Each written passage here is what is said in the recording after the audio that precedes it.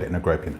I'm going to say that again because I know that every single time I say this, every time I play it back, they keep missing that part. So hello and welcome to another day in paradise, and welcome to another edition of the Unapologetic Negropean. In today's video, we are going to be discussing Go Black to Africa and his plans to charge his subscribers and anyone else basically for the right to get information from him, to ask him information, to consult him about anything and everything to do with Africa. I don't know, he was kind of I don't know, he was kind of ambiguous, wasn't he, about what exactly he could advise people on. Just Africa, apparently. So we're going to talk about that. And Audrey Kemi said, I think he should charge $1,000 an hour. Why do you say that?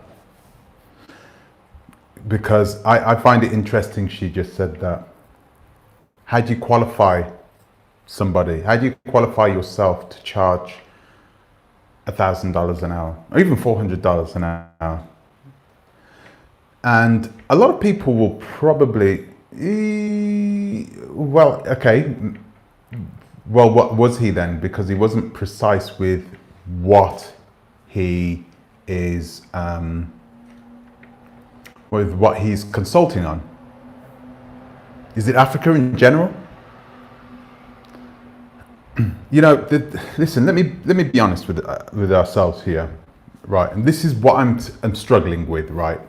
Because I do believe that he should,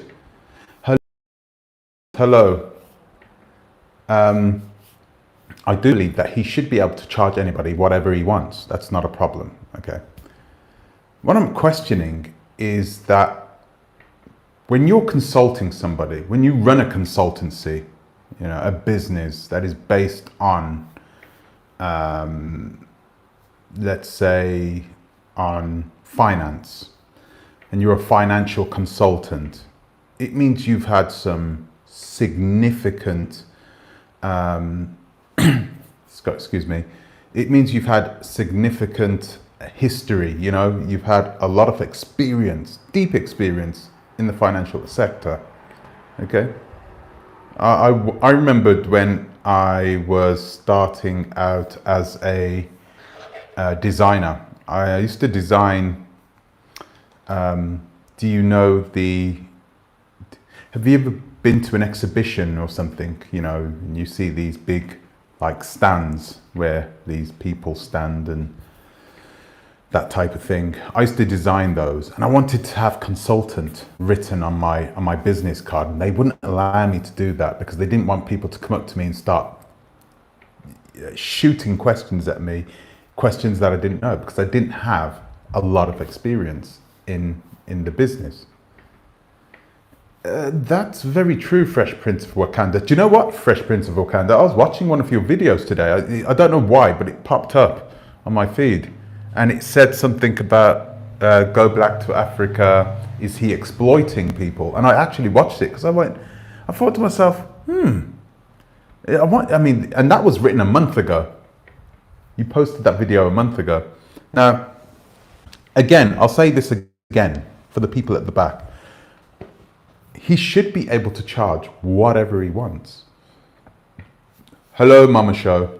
I'm going to say hello to everybody in a moment, guys, by the way. He should be able to charge whatever he wants. And I don't think it's, I don't think I don't know Go Black to Africa, and I don't know his history and so forth, and I don't know what he knows, you understand? So if it's purely on the basis of him traveling around Europe, traveling around Africa and getting his experience traveling around Africa and finding these contacts and finding these people, finding out about these certain business, how to start a business and so forth around the African continent, then that's one thing. That's okay.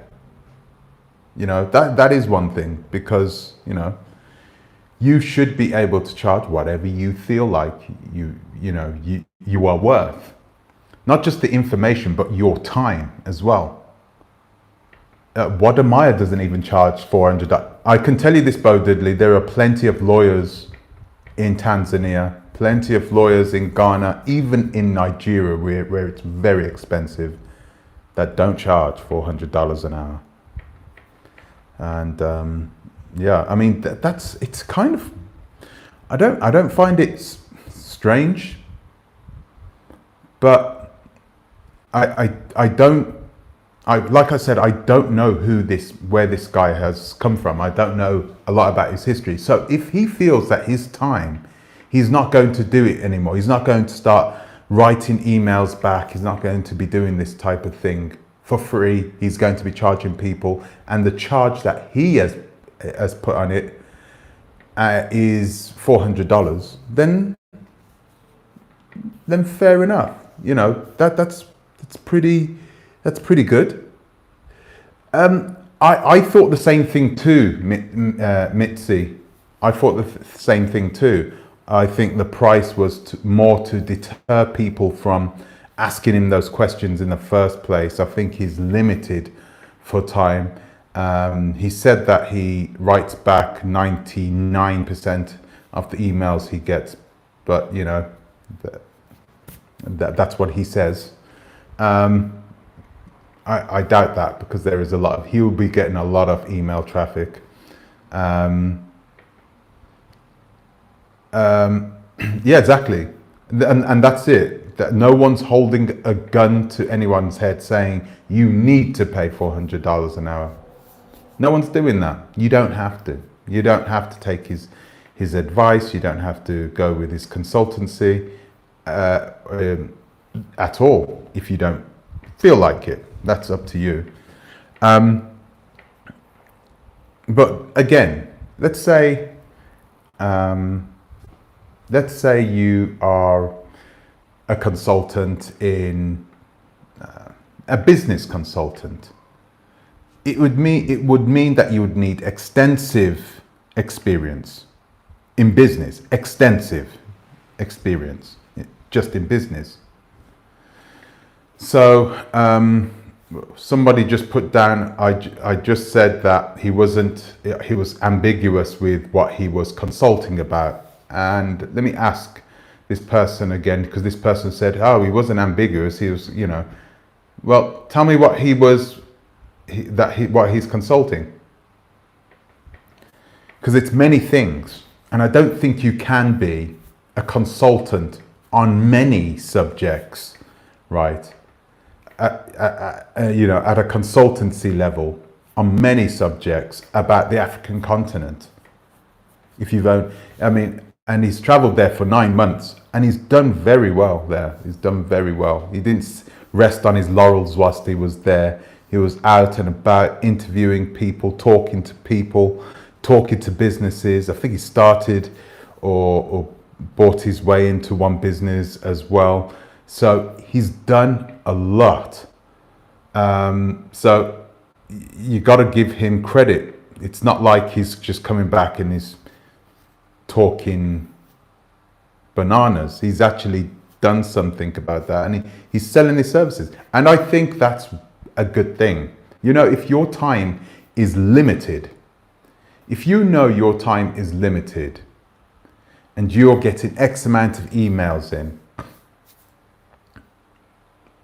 you would charge somebody $400 an hour, knowing that perhaps out of the, let's say, how many subscribers has he got? Is it 70 or something like that? 70,000 subscribers he's got. Let's say 10% of them want to move to Africa.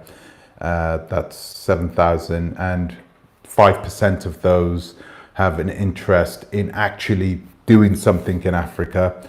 So that's 3,500, and let's say only 500 people are interested in getting his advice. I mean, you could cut that down. He's not going to have the time to consult 500 people, so let's cut that down to just say 30 or 40.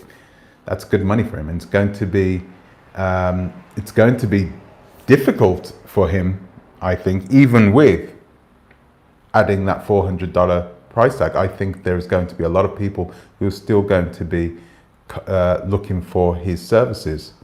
I would ask this: if you consult somebody and you give them bad information or something goes wrong, what backup do you have? What guarantees do you give this person? I had somebody email me the other day. Sorry, not email me, call me. Call me. You might be watching this now. He called me a couple of days ago saying, you know, I see a few holes in your business. That's what he said. And I was like, oh, okay. So what holes? And he started speaking to me about, you know, first of all, he said something like, because he'd done a lot of business on the African continent, and is that true, Audrey Kemi? Non-refundable. Are you telling us this? How do you know that? You seem to know a lot. So anyway, this person told me that, you know, you've got lawyers on the African continent, but you can't trust anybody. And he was, I don't know, he wasn't being precise himself about what it is my business, you know, needed help with himself. And he didn't do enough research really on my business to make a good judgment about what exactly was wrong. I'm being purposefully ambiguous myself with my business. I don't offer a consultancy fee. And the reason I don't offer a consultancy fee is because I'm being purposefully ambiguous about the way oversight does what it does. Because we have people on the African continent. I am going to be going after people, and what we don't want is for everyone to know everyone. You know, we don't want everyone to know who's working, who's doing what, how we do things, which is the reason why I ask people to email us, you know, email oversight, instead of just running around and asking people for a consultancy fee. I wouldn't ask them for that. It's just, haven't told people how we work. Most people don't even know what a risk management company does. So how am I supposed to say we're a risk management company, you know, $400 an hour, and we'll have a talk? And you got to remember, most lawyers, right? Most people that even have a consultancy fee, they'll do a 30-minute session, won't they, with you for free normally. This is it, really. And maybe not in the States. I don't know if that's the way it is in the States, but definitely I've never been to East Africa, but I plan on going. I've never been to East Africa. Until lately, actually, I haven't had much interest in East Africa, but now I've started to study more about Namibia and South Africa and Botswana and Zambia, all those places. I've been studying up and watching documentaries, watching people travel through those countries, and I'm major impressed by those countries, really. I think Go Black to Africa said he's been to 13 or 14 countries. I can't remember. I watched his video. I didn't watch all of it, but he's got a lot more exploring to do, because those countries just look incredible. Can't wait to go there. Namibia does look amazing. Do you know what I like about Namibia the most? Zimbabwe as well. Let's not leave out Zimbabwe. The thing I like the most about Namibia is that it's so, like, empty. It's a huge country. There's no one there. I think the population of the country is 3 million people. 3 million people in a country the size of Texas. That's just, Ooh. I think it's larger than Texas, actually. I haven't got my phone with me. I would have liked to have, I would have checked that out, but it is massive. And yeah. Hello, DMF. Yeah, I should go. And I'll tell you something else as well. A lot of people ignore the southern regions in the Arab-speaking northern countries. Plenty of people there that look like us, the Nubians in southern Egypt, valleys of the kings, that types of places. There's a lot to explore on that side. Ethiopia, Sudan, those places are incredible. But I'm coming off the subject. This wasn't what I wanted to talk about. Go Black to Africa is not a scam artist. He's not a criminal, and he doesn't need to be a criminal. He doesn't need to scam people, which is the reason why he can be open about this $400 fee, right? You can just say it, and if you like it, fine. If you don't, so be it. You know, you can do that, which is really good. I think it's better when you're open about who you are and what you do, as opposed to just keeping it to yourself and trying to be ambiguous with it, like what I am. But really, there is a reason. I've gone after people. I have gone after people, really, and everyone knows this.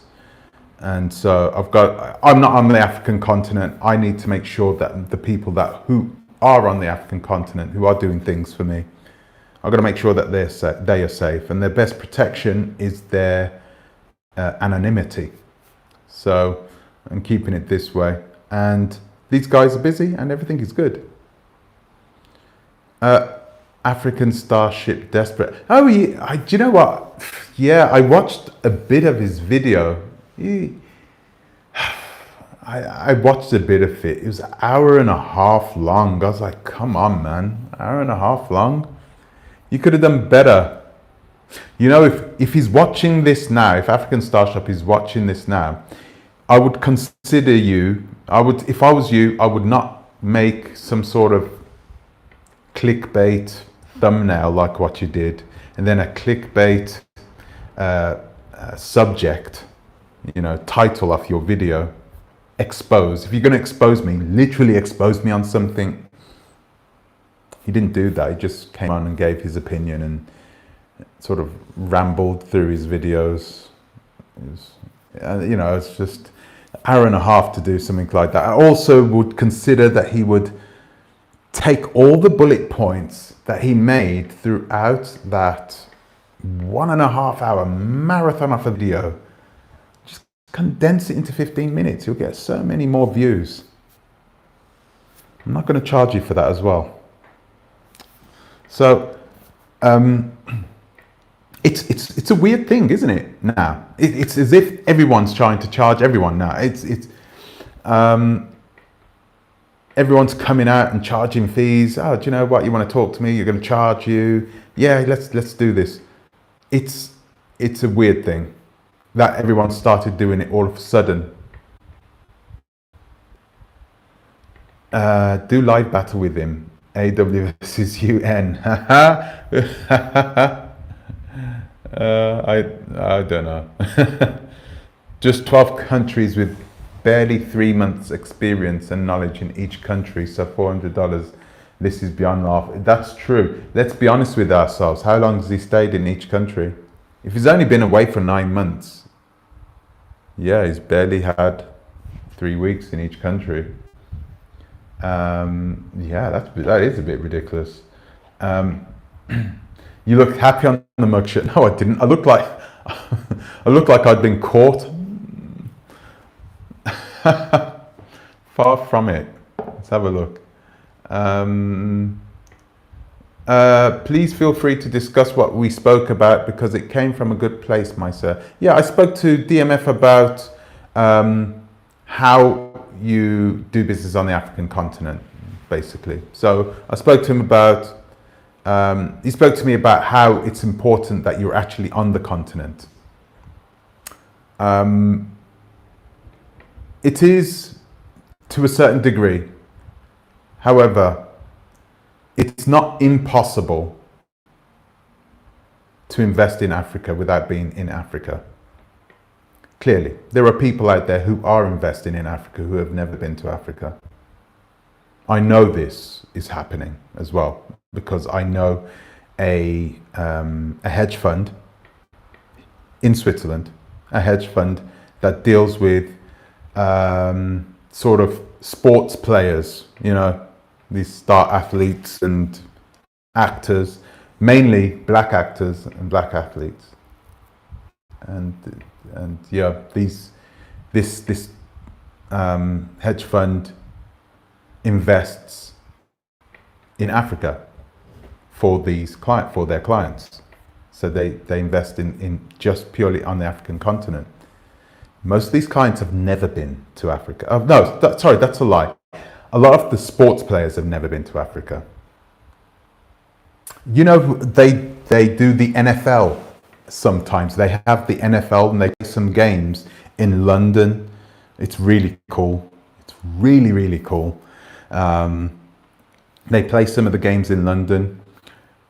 As soon as they know that they have to go play in London, do you know how many passports they have to order for the players? Because most of those players had never been abroad outside the United States ever in their entire lives. That's crazy for me. It's just unbelievable. So yeah, it's pretty cool. I hate the NFL in London. As a resident, it's very irritating. No, it's not. It's cool. It's very cool. I've never been to watch one, but I would have loved to have gone and watched a game there. I might do one day. They don't just play in London, by the way. They play in other parts of Europe too. So maybe I'll go and see that. Where was I going to with this? NFL players. Yeah. So it's not impossible. People have invested in the African continent. It's just the way you do it. You go and invest in the African continent, but let's say you don't manage your risks. The risks that you might get a criminal lawyer, the risk that you might get builders who won't build your building up to standard, the risk that they will start scamming money from you, telling you that they've done work that they haven't and they want payment for it, the risk of getting your land scammed from you, you know, buying a piece of land which has already been sold. All those risks, okay? You don't manage them. You don't know about them, but you don't manage them. And if you don't know about them, you can't manage them, right? So, of course, it's always best to be on the African continent because you haven't managed your risks. So you're going to have to be there. And that's it. That's the gist of it. So anyway, what else was we talking about? I think we spoke about me trusting my employees. And once again, I think it came from a good place, but what this gentleman doesn't understand is that the people who I know, I actually know, you know, they're not random strangers, apart from the one lawyer. But the lawyer was highly recommended by a very good close friend of mine. And this guy has never let me down. And he's quite high up anyway, that's the whole point. You see, listen, what you're doing is when you're paying for a consultancy with Go Black to Africa, you're paying him because you trust that he's going to give you this information, and it's going to be information that's going to be valuable. It's going to be worth more than $400 an hour.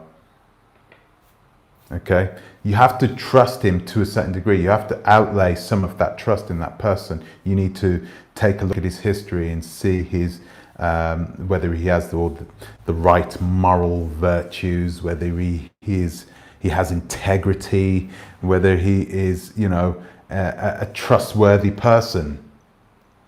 you know all this, okay, because you've been following him on YouTube, and you know that he's you know, he's not going to give you the wrong type of information, and he does care more about the information than he does about the money.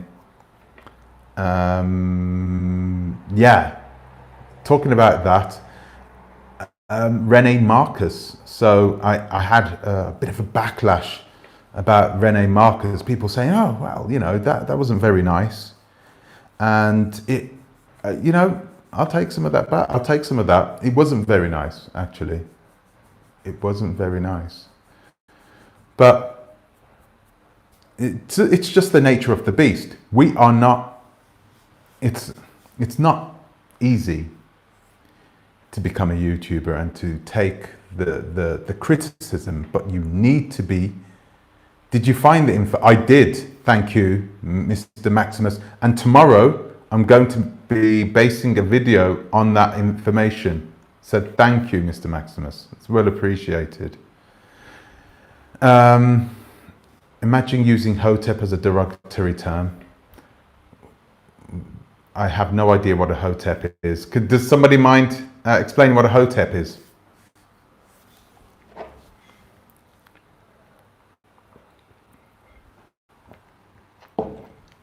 Oh, sorry. I think you owe African Caribbean Diaspora Talks an apology. I made a comment to you on one of Rene's lives thinking you were from Phil's channel. What? I don't think you're talking to me, are you? Oh, wow. Don't say that. BR. An African tigress living large after she said they had no money for the bills. Oh, come on now.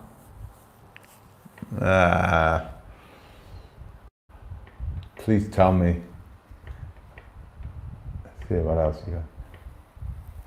DMF, yes, you can invest, but always remember in Africa there is no refunds.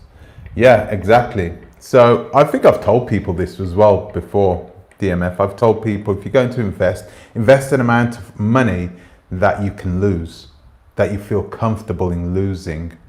Okay, so don't go over that. Remember that it's almost like a lottery. It's almost like a lottery.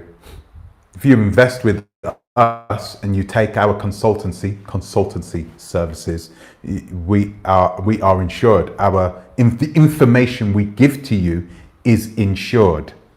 Okay, so I don't think anybody else offers that. Nobody else offers that. Professional indemnity insurance, okay, up to $1.3 million, you are insured, we are insured, okay, to give you that advice. If something goes wrong and we said, hey, it was us, man, okay, you get a payout. That's what I mean. It's called layering. I told people, I think I might have, I hope you guys remember this. You must remember what I teach you guys. Layering, okay? So you don't just have one level of protection, you have multiple levels of protection. And that's what we give to our clients. We give them multiple layers of protection. And I'm just not, I'm not comfortable with, how many clients do you have with Oversight Company? At this moment, 12. At this moment. 2 of them have joined and we're already working for them, even though they haven't signed the contracts yet. And we have 10 people doing various things.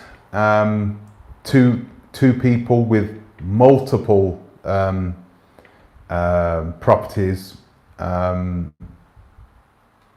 throughout Western Africa. I'm trying to be careful here. So yeah, multiple properties throughout Western Africa, and those guys are using our service more as protection. They've already bought their land. Some of them have already started building, but they wanted other services from us. So they wanted the site management and property management, as opposed to us trying to look for people who, you know, are scamming them. So that we have one person who has bought a farm, and we are checking out the business for him. We are protecting his business whilst he's away back in the United States. So that's something I haven't even spoken about yet, guys. Okay, so if you have a business in Africa and you have to go away back to the United States and you have people working in the business, let's say you have people who sell eggs, you know, they're collecting the eggs, you know, and they're cleaning the, because you can clean and collect the chicken poo, can't you? And you can sell that. I think that you can sell that in parts of Ghana. You can sell the chicken poo. They use it, the nitrates inside there for other farmers, right? So, you know, you got those people. Once you have a chicken farm, you have to have workers there. And this person had to go back to the United States, right? And it always happens. As soon as you leave the farm, you leave your place of work, sometimes when you have people working for you and these people are poor, they sort of take advantage of the fact that you've gone away. So we do this. We are doing this currently at this moment. We have somebody who is counting the eggs. And they are making sure that the business does not go down, does not dip whilst our client is away. It's a really good service, that is. I don't quite know what to call it. But we've got one client doing that as well. So we've got multiple clients. You know, the scope of our business has grown. It's grown like massively. I did not know I was going to be doing all these different types of things. But, you know,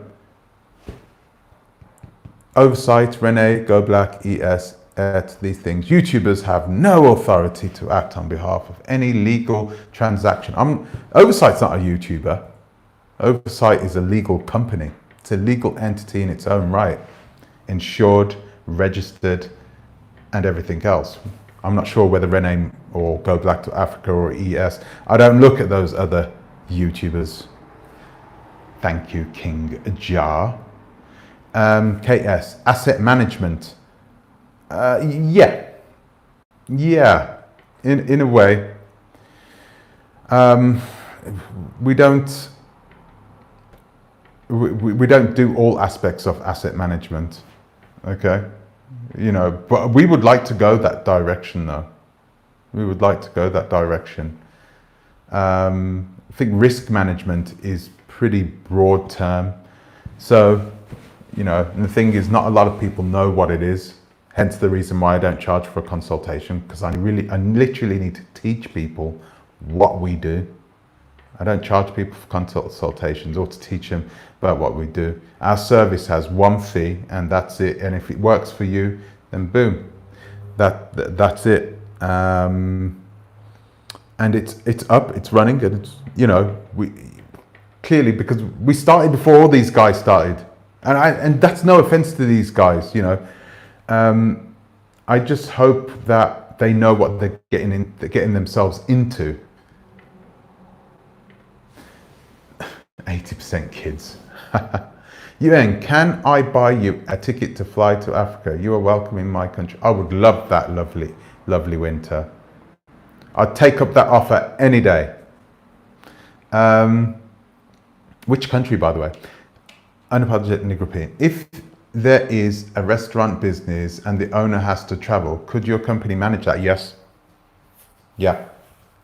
So what we would do, and we've done this before in the UK, not my company, but I worked for a company that did this in Scotland.